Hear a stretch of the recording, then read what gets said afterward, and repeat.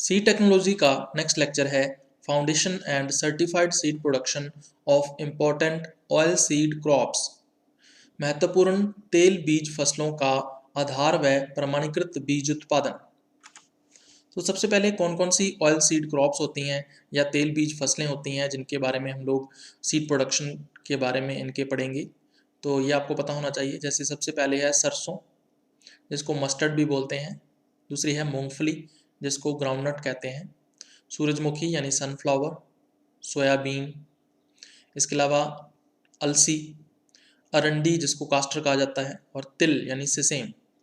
तो in oil seed crops का foundation and certified seed production जो है वो हम लोग करेंगे। आधार व प्रमाणीकृत बीज उत्पादन या foundation and certified seed production की बात करें तो हमने लेक्चर नंबर 4 में आधार व प्रमाणीकृत बीज उत्पादन यानी foundation and certified seed production की जो जनरल प्रोसीजर है या सामान्य विधि है उसको प्रदर्शित किया था। ठीक है, सभी ऑयल सीड क्रॉप्स में भी या सभी तेल बीज फसलों में भी जो सभी स्टेप्स हैं या चरण हैं वो समान रहते हैं। किसके समान? लेक्चर नंबर 4 के समान। लेकिन कुछ जो स्टेप्स या चरण होते हैं उनमें परिवर्तन होता है या चेंज होता है, तो उसी चेंज को इस लेक्चर के अंदर हमने प्रदर्शित किया है। तो हम लोग इसको देख लेते हैं कि करके कि कौन कौन से जो स्टेप्स हैं उनमें परिवर्तन है। सबसे पहले पृथक्करण दूरी या आइसोलेशन डिस्टेंस। तो ये डिपेंड करती है पर परागण के प्रतिशत पर, यानी कितने परसेंट क्रॉस पॉलिनेशन जो है वो क्रॉप के अंदर होगा। इसके आधार पर जो ऑयल सीड क्रॉप्स होती हैं या तेल बीज फसलें होती हैं उनमें आइसोलेशन डिस्टेंस या पृथक्करण दूरी परिवर्तित हो सकती है। ठीक है, किस तरह से परिवर्तित होती है वो हम लोग इस टेबल से देखेंगे। तो इस टेबल में आप देख सकते हो, सरसों या मस्टर्ड की बात करें तो ये क्रॉस पॉलिनेटेड क्रॉप है या परपरागित फसल है।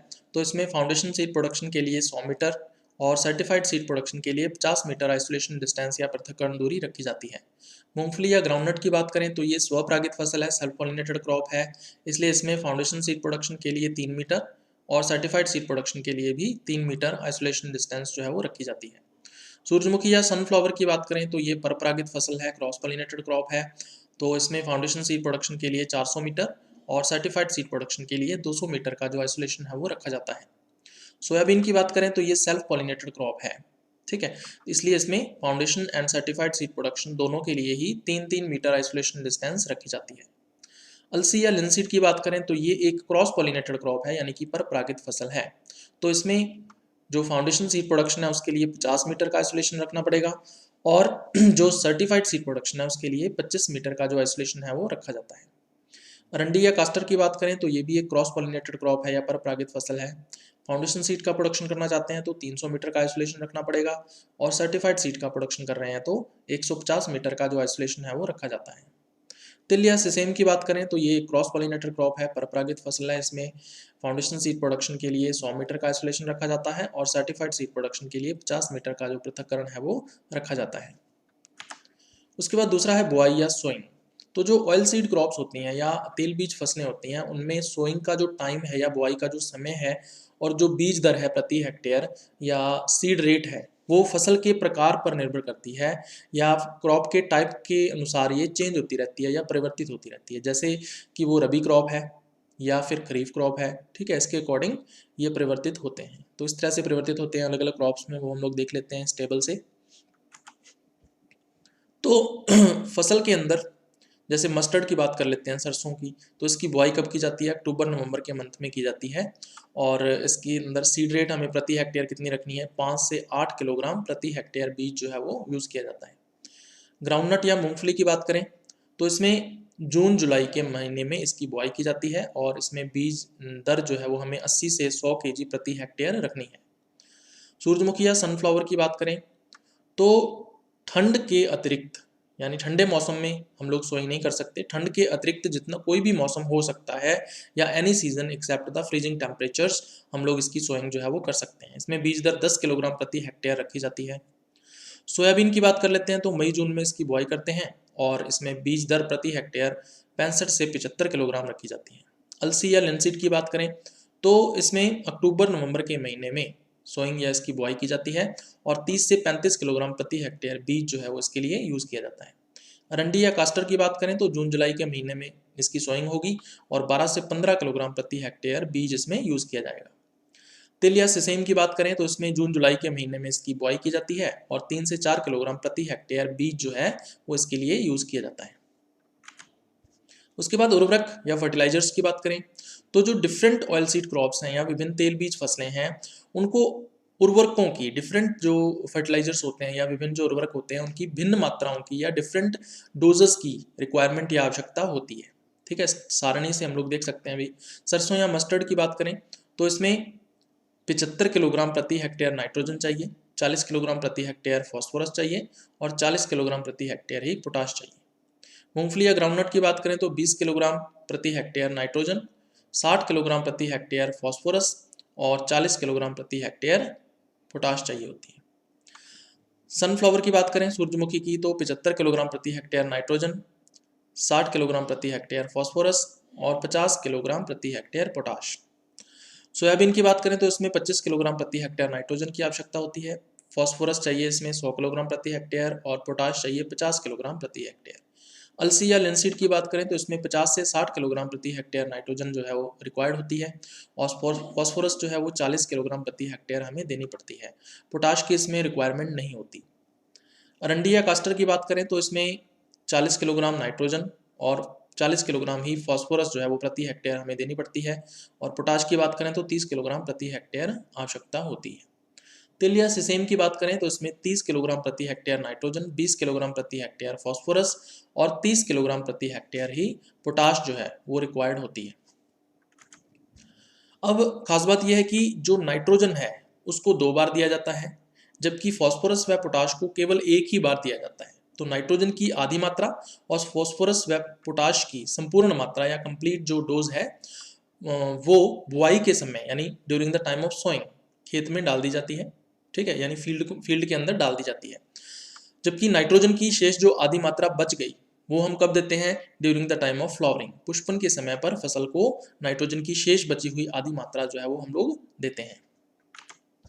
सिंचाई या इरिगेशन की बात कर लेते हैं तो डिफरेंट जो ऑयल सीड क्रॉप्स होती हैं या विभिन्न जो तेल बीज फसलें हैं उनमें इरिगेशन की रिक्वायरमेंट या सिंचाई की जो आवश्यकता है वो परिवर्तित हो सकती है। ये डिपेंड करता है कि कौन सी फसल है, तो फसल के प्रकार के ऊपर ये निर्भर करता है। जैसे सरसों की बात करें तो उसमें केवल 2 ही सिंचाइयों की आवश्यकता होती है, तो 2 इरिगेशंस के अंदर ये पककर तैयार हो जाती है। मूंगफली, ग्राउंडनट और सूरजमुखी सनफ्लावर इनको 2 से 3 सिंचाइयों की आवश्यकता पड़ती है। सोयाबीन, अलसी और अरंडी यानी सोयाबीन, लिनसीड एंड कास्टर इन तीनों क्रॉप्स के अंदर 1 से 2 जो सिंचाइयाँ हैं या इरिगेशंस हैं वो रिक्वायर्ड होती हैं। तिल या सिसेम की बात करें तो इसमें जो इरिगेशन है वो तभी दी जाती है जब आवश्यक हो। ठीक है, व्हेन रिक्वायर्ड, जब भी आवश्यक होती है तब भी सिंचाई इसकी या इरिगेशन जो है वो कर दी जाती है, तो उसमें नंबर फिक्स नहीं होता। उसके बाद बात करेंगे हम लोग पादप सुरक्षा या प्लांट प्रोटेक्शन की। तो इसको 3 पार्ट्स के अंदर डिवाइड किया गया है या 3 भागों में इसको विभाजित करते हैं। सबसे पहला है वीड कंट्रोल या खरपतवार नियंत्रण, दूसरा है डिजीज कंट्रोल या रोग नियंत्रण और तीसरा है कीट नियंत्रण या इंसेक्ट कंट्रोल। तो इन तीनों को अलग अलग तरीके से हम लोग कंट्रोल कर सकते हैं। तो कैसे कैसे कंट्रोल करेंगे? अलग अलग क्रॉप्स के अंदर अलग अलग इसकी मेथड्स हो सकती हैं, समान भी हो सकती हैं, अलग अलग भी हो सकती हैं, ये डिपेंड करता है। तो इनको एक एक करके हम लोग डिस्कस करेंगे। तो सबसे पहले खरपतवार नियंत्रण या वीड कंट्रोल की बात करें तो सरसों या मस्टर्ड की बात कर लेते हैं। और इसमें खरपतवारों के नियंत्रण के लिए निराई गुड़ाई या होइंग एंड वीडिंग जो है वो यूज़ की जाती है। ठीक है, समय समय पर। और मूंगफली या ग्राउंडनट की बात करें तो इसमें भी निराई गुड़ाई या होइंग एंड वीडिंग जो है वो हम लोग कर सकते हैं समय समय पर। इसके अलावा लासो जो है इसका भी 1 से 2 किलोग्राम प्रति हेक्टेयर जो है वो छिड़काव किया जा सकता है। सूरजमुखी सनफ्लावर की बात करें तो इसमें भी निराई गुड़ाई या होइंग एंड वीडिंग जो है वो यूज़ करते हैं हम लोग समय समय पर। सोयाबीन की बात करें तो इसमें भी होइंग एंड वीडिंग है, निराई एंड गुड़ाई है, लेकिन लासो जो है इसका 5 लीटर का छिड़काव जो है वो किया जा सकता है प्रति हेक्टेयर के ऊपर। अलसी या लिनसीड की बात करें तो इसमें भी निराई गुड़ाई या होइंग एंड वीडिंग है। अरंडी या कास्टर में भी निराई गुड़ाई या होइंग एंड वीडिंग है टाइम टू टाइम। और इसके अलावा अरंडी के अंदर हम लोग 2,4-D जो वीडीसाइड है या खरपतवार नाशी है उसका उपयोग कर सकते हैं। 3 से 4 किलोग्राम प्रति हेक्टेयर जो है उसका छिड़काव किया जाता है। तिल या सिसेम की बात करें तो इसमें भी निराई गुड़ाई यानी होइंग एंड वीडिंग जो है वो की जाती है समय समय पर। ठीक है, उसके बाद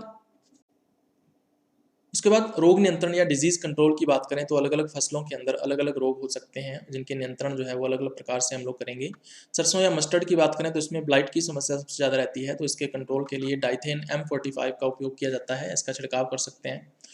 मूंगफली या ग्राउंडनट की बात करें तो इसमें कई तरह के रोग होते हैं, जैसे टिक्का डिजीज़ जो है, इसके नियंत्रण के लिए थायरम या डाइथेन M45 जो है इसका छिड़काव किया जा सकता है। रूट रॉट जो है मूंगफली के अंदर हो सकता है, इसके कंट्रोल के लिए एग्रोसन जीएन जो है या सिरेसन जो है उसके द्वारा नियंत्रण किया जा सकता है।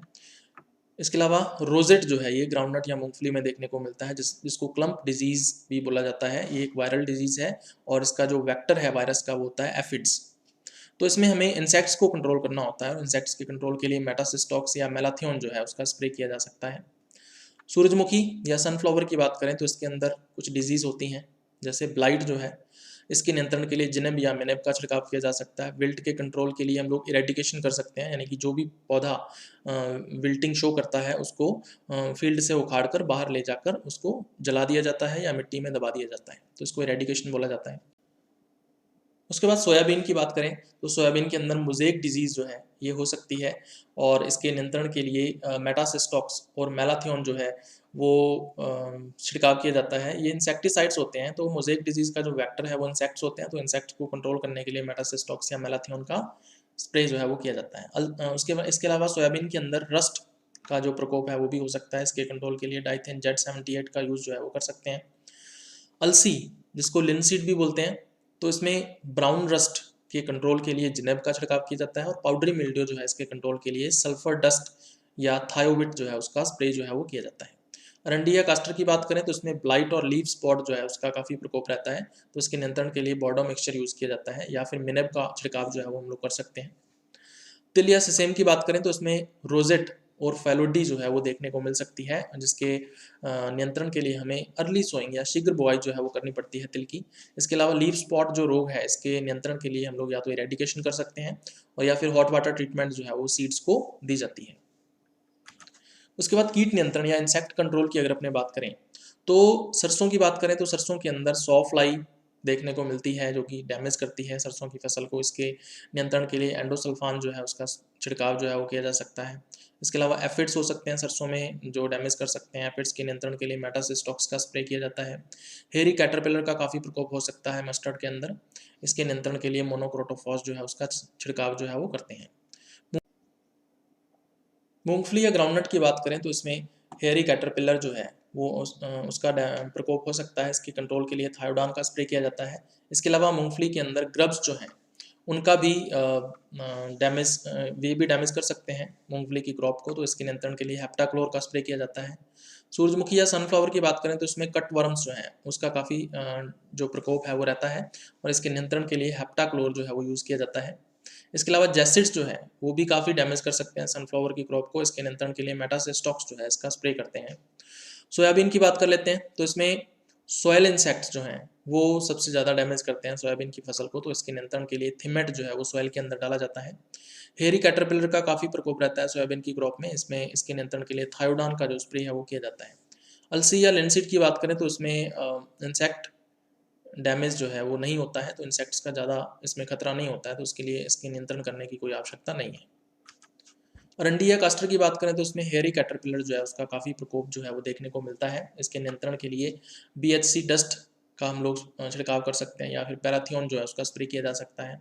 इसके अलावा अरंडी में पॉड बोरर जो है वो भी काफ़ी डैमेज कर सकता है इसके पॉड्स को, तो इसके नियंत्रण के लिए थायोडान का स्प्रे किया जाता है। इसके अलावा रंडी में सैमिल ऊपर का काफ़ी प्रकोप रहता है, इसके नियंत्रण के लिए थायोडान और डाइमैक्रोन जो है उसका छिड़काव किया जाता है।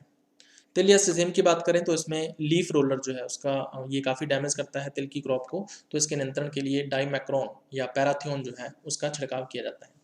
इसके अलावा तिल या सिसेम के अंदर कैटरपिलर एंड गाल फ्लाई जो है वो भी काफ़ी डैमेज कर सकते हैं तिल की फसल को, तो इसके नियंत्रण के लिए BHC डस्ट जो है उसका छिड़काव किया जा सकता है। तो ये था अभी अपना आज का लेक्चर।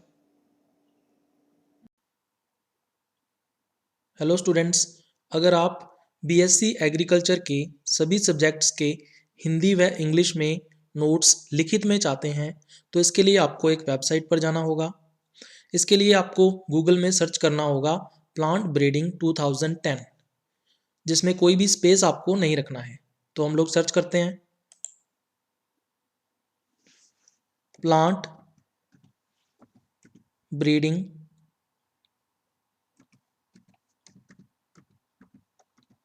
2010 और उसके बाद आपको एंटर दबाना है। जैसे ही आप एंटर पर क्लिक करते हो तो आपको सबसे ऊपर की तरफ एक लिंक दिखाई देगा साइंस एंड एग्रीकल्चर बॉटनी के नाम से। ठीक है, ये वेबसाइट कौन सी है? plantbreeding2010.blogspot.com। तो इस लिंक को आपको ओपन करना है, तो हम लोग इस पर क्लिक करेंगे। जैसे ही आप लिंक के ऊपर क्लिक करोगे तो आपको एक साइंस एंड एग्रीकल्चर बॉटनी के नाम से वेबसाइट ओपन हुई दिखाई देगी।